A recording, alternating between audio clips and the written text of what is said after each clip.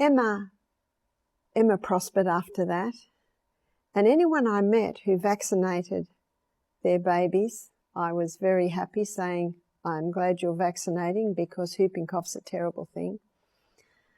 Anyone who didn't vaccinate, I had strong words with them. You see, when I was in hospital, the nurses told me that my baby had whooping cough because there are people out there who don't vaccinate. And so that's what I thought. So when my next baby was born, I certainly took steps to know more about natural birth. And I was able to have a Laboya birth with that baby, which is a French doctor who you give birth to the baby in dull lights, and then the baby you put into warm water as soon as it's born. And I certainly loved that Laboya birth. This baby was a little different. I easily calmed him. I guess I had that bonding from birth with him. I certainly believe that I was able to regain that through breastfeeding Emma. My second child was a boy. His name was James. And James prospered very well. Emma was only 18 months when he was born. I was very happy with my new baby and my little Emma. She certainly hadn't looked back since she'd recovered from her whooping cough. When James was 2.5 months old, I took him straight to the doctor to be vaccinated. James reacted. He reacted very badly. He just screamed for hours, and the site where he'd been injected was raised 1/2 inch and was the size of almost a grapefruit. It was very difficult. When it was time for his 4-month vaccine, I took him to the doctor, and I said to the doctor, he reacted so badly last time, and the doctor said, well, we'll eliminate the whooping cough part because that's usually the injection that they react to.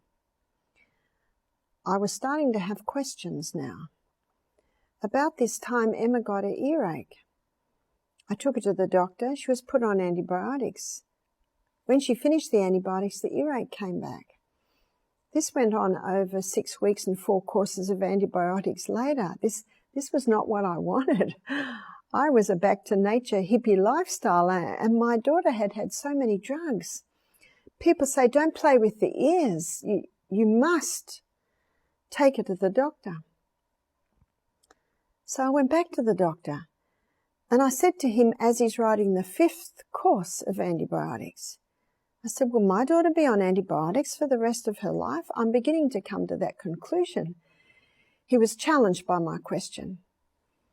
He said, I'll send you to an ear, nose and throat specialist. I went to an ear, nose and throat specialist. He looked in Emma's ears. He looked in Emma's mouth. He said, the child's teething. Give her these drops to keep the eustachian tubes clear. I did, and she got no more earaches. Let's fast forward to James is now 18 months. James gets an earache. I don't take him to the doctor. I remember my last experience, but what do? I must do something.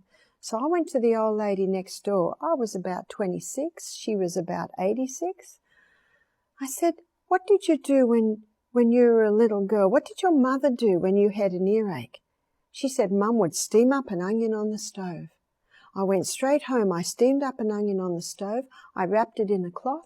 I put it against James' ear when it was the right temperature. He was being breastfed, so it was easy.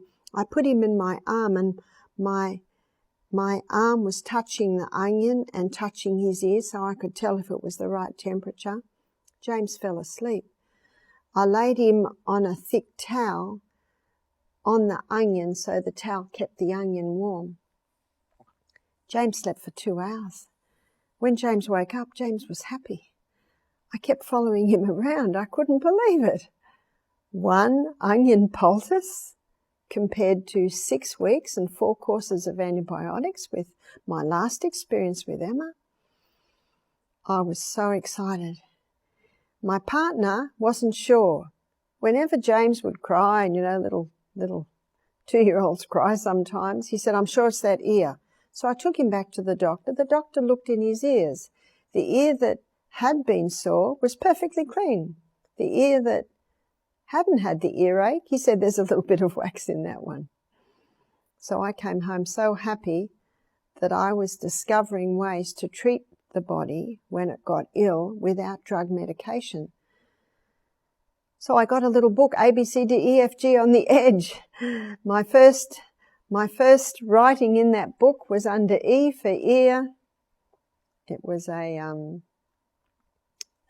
onion poultice. Then I got herb books, and I started to get some hydrotherapy books. I began to investigate natural methods of healing. I'd never heard of natural methods of healing, and I was excited to find so much. About that time, we had a couple move next door to us where we were living. It was in Dora Creek, which is near Cooranbong. They were Seventh-day Adventists. She started to share with me. She was my age. Her name was Sue and Mark. Mark was in the college doing ministry. They'd just become Seventh-day Adventists themselves. They were back to nature hippie lifestylers too. And that's when I discovered the writings of Ellen White. And I discovered that the Seventh-day Adventists are vegetarian. They have a health message. When I began to read their books, my heart melted. I read one book that explained Jesus' ministry, how he came and died that we might live. I surrendered my heart to God through that reading of those books, and I became a Christian. Now I wanted to know God's method of healing in the human body, and I was not disappointed.